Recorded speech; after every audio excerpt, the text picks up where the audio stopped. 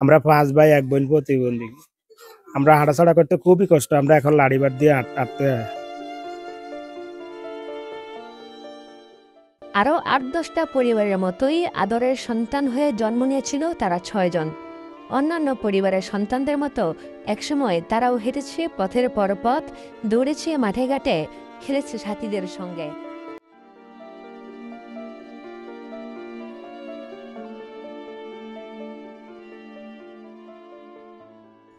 ভাগ্যের নির্মম পরিহাসে আজ তাদের কারোরই স্বাভাবিক জীবনযাপনের কোনো উপায় নেই। মাত্র 10 থেকে 12 বছর বয়সেই আক্রান্ত হন ভয়াবহ এক জ্বরে।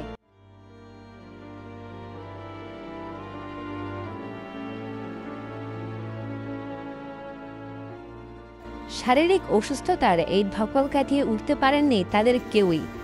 ধীরে ধীরে হয়ে গেছেন প্রতিবন্ধী। অন্ধের যষ্টির মতো লাঠি তাদের চলাফেরার একমাত্র সঙ্গী।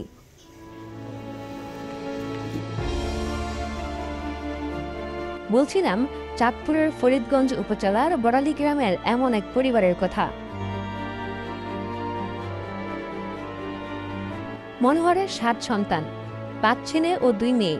তাদের মধ্যে 5 ছেলে ও 1 মেয়ে শারীরিক প্রতিবন্ধী হয়ে দিন যাপন করছে খুবই মানবাত্মকভাবে। জ্বরের কারণে একে একে তারা স্বাভাবিক চলাফেরার ক্ষমতা হারান। পরিবারের একমাত্র উপার্জনক্ষম বাবা 2 বছর আগেই মারা গেছেন। নিয়তি তাদের ফেলে দেয় ঘোর অন্ধকারে। তারপর থেকে শুরু মায়ের লড়াকু জীবন সংগ্রাম। এরা তো আটতে পারে না স্যার, আটতে পারে না। আগে তো খুঁজি বিচারি আনছে, অন্ত খুঁজি বিচারি আনতে পারে না, দশে ধারে যাইতে পারে না। যদি নানের ভাড়া বসে যান কদিন দানা পানি যায়, তাহলে কোন রকমে খাই, না খাই চাইলে পড়ে যায়। আমি তো আকার হইতে ইয়া তো আমি শ্বাসে গেছি স্যার। খাওয়া করতে করতে আমিও দুর্বল হয়ে গেছি। আমি মা ফুলবানু এখন 6 সন্তান নিয়ে ঘুরছেন দিক বেদিক। রান্না করা লাড়কি থেকে শুরু করে সবই দাঁড়ে দাঁড়ে হাত পেতে ফিরেন ঘরে। 6 সন্তানের খাবার থেকে গোসল সবই তার উপর নির্ভরশীল। আরেক মেয়ে ঢাকার একটি গার্মেন্টসে কাজ করেন। খাদ্য, বস্ত্র, চিকিৎসা সহ মৌলিক চাহিদার সবই তাদের বিপরীতমুখী। মানবেতর জীবনের প্রতিচ্ছবি এখন এই পরিবারটি।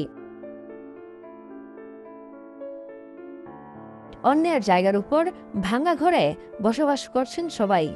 অসুস্থ ভাইদের মধ্যে রাস্তার পাশে জাহাঙ্গীর হোসেন অস্থায়ী চায়ের দোকান দিয়েছেন একটি।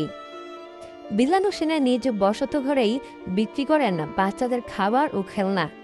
তাদের এই সামান্য বেচাকেনায় সংসার খরচ তো দূরের কথা, নিজেদের ওষুধ কেনার সামর্থ্য হয় না। সরকারের সংশ্লিষ্ট দপ্তর ও বিত্তবানদের কাছে একটি ঘর, চলাচলের জন্য হুইল চেয়ার ও দোকানের মালামালের জন্য কিছু মূলধন সহায়তা চেয়েছেন স্থানীয় বাসিন্দারা।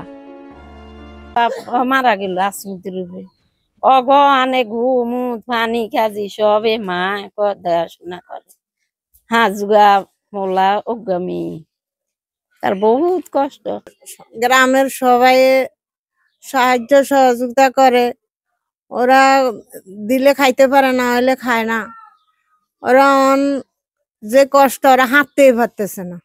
ওরা বাজারে বাজারে খুঁজি খাজি কোন রকম খায়। ওরা অনেক কি করব, ওরা যদি সরকারের সহযোগিতা করে তাহলে একটু হেল্প হয়। বিভিন্ন সামাজিক সংগঠন এদেরকে সহযোগিতা করে, যতটুকু করে সেটা তাদের পর্যাপ্ত নয়।